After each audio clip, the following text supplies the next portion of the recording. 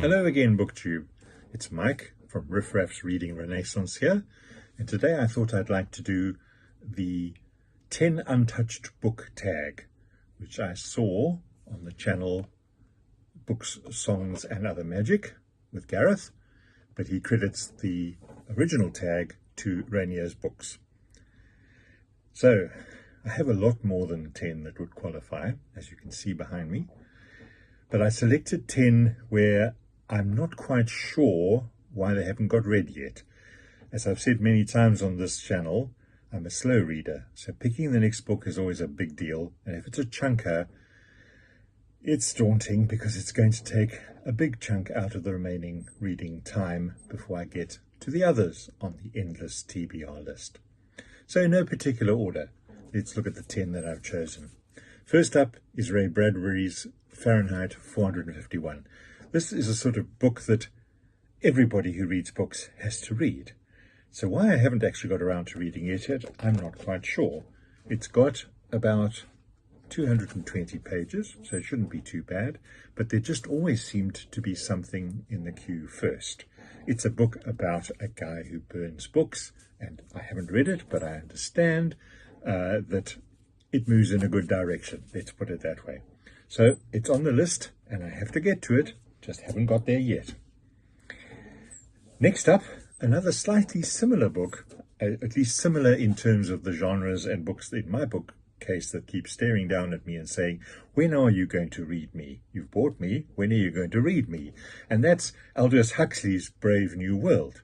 It's another one of those short classics. This one, 198 pages. So again, why hasn't it been read? No excuse.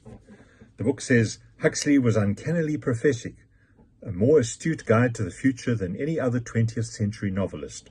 1984 has never really arrived, but Brave New World is around us everywhere. That's J.G. Ballard. So, no excuse. Please, if you've read it, tell me whether I should prioritize it in this list of books I'm supposed to have read. The next one I feel very guilty about. This is an important historical book, The Diary of a Young Girl by Anne Frank.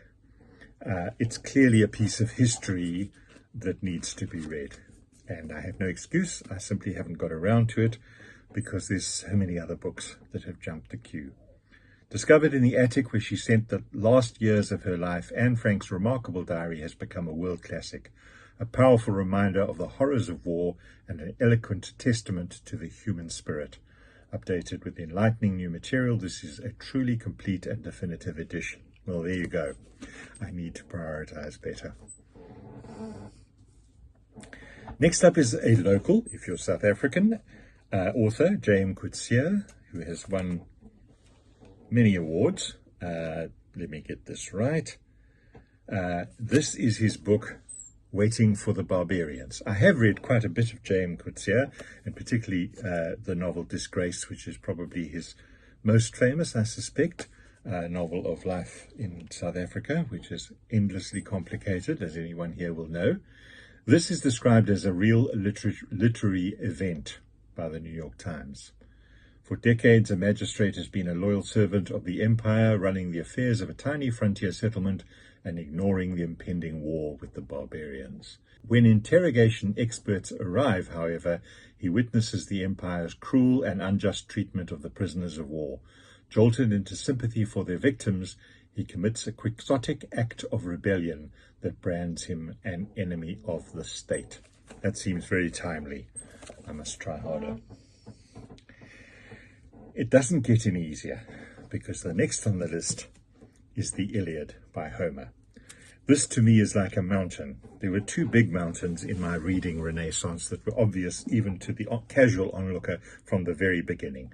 One was War and Peace, which I have read since I started on this quest. The other is Homer's Iliad. And it's an embarrassment of riches. Everywhere you go on Booktube, everybody tells you. Steve Donahue says you got to read it. Shelley Swearingen says she read it and it changed her as a reader.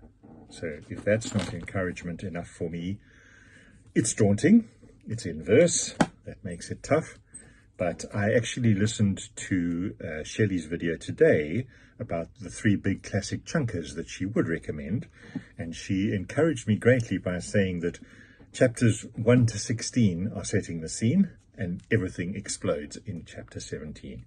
So maybe that's the inspiration I need to bump it up the TBR. Next up is a book I'm genuinely not sure about, and I would be grateful for guidance.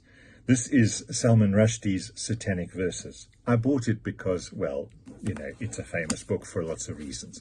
But I have since heard that his book, Midnight's Children, is actually a better read, and I haven't read that either. So I'm in a bit of a quandary. Where do I start with Salman Rushdie? Then there's another classic, Thackeray's Vanity Fair. It's obviously a must-read. It simply hasn't got there because people like Middlemarch by George Eliot shouldered them out the way and got in the way in the queue. But it has to be read. Sooner or later, it has to be read. Next up in my list is another mountain. This one I really don't know about. This is Marcel Proust, and the book is Swan's Way, which is the first book in the many-book series In Search of Lost Time. This is a sort of reading experience more than a book, if I understand it correctly. And I think one's got to be ready and one's got to be geared up. So I'll get to it, but I'm not promising exactly when.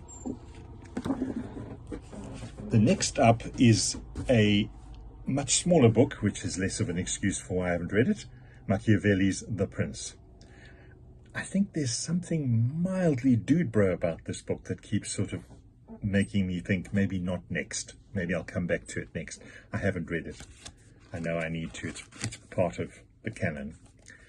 Let me know if there's something that you know that I don't know about this book that might just incentivize me to shove it up the list. And the last is a guilty pleasure. As you know, I'm a musician and I have a vast array of music books that I love. This is a recently released biography of Gordon Lightfoot by Nicholas Jennings. Gordon Lightfoot is, in my view, the second greatest songwriter to come out of Canada, the greatest being Stan Rogers, who you've heard me promote on other other videos. But Gordon Lightfoot really is a magnificent songwriter. If you want to understand how he captures the history of Canada and how he became a sort of favoured son of Canadian folk music, listen to Canadian Railroad Trilogy.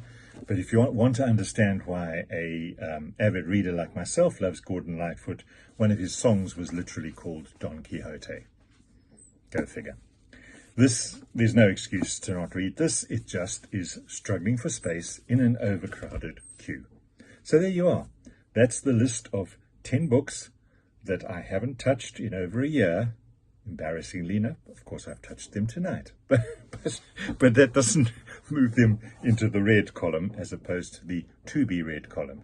So if you can think of anything to incentivize me or to tell me why any of those 10 books should be higher on the list, please do. I would really appreciate it.